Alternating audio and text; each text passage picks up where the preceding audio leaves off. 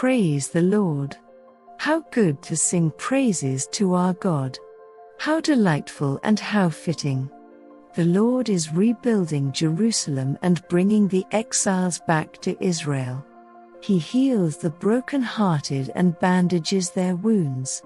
He counts the stars and calls them all by name. How great is our Lord! His power is absolute. His understanding is beyond comprehension. The Lord supports the humble, but He brings the wicked down into the dust.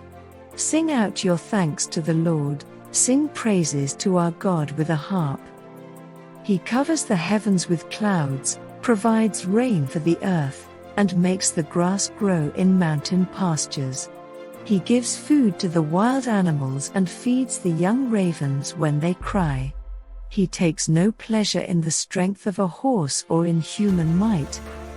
No, the Lord's delight is in those who fear Him, those who put their hope in His unfailing love.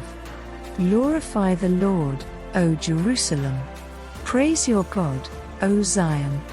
For He has strengthened the bars of your gates and blessed your children within your walls.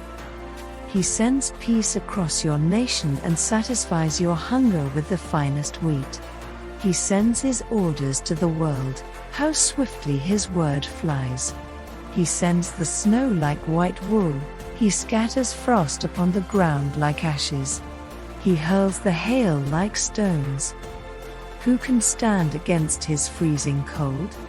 Then, at His command, it all melts. He sends His winds, and the ice thaws. He has revealed His words to Jacob, His decrees and regulations to Israel. He has not done this for any other nation, they do not know His regulations. Praise the Lord.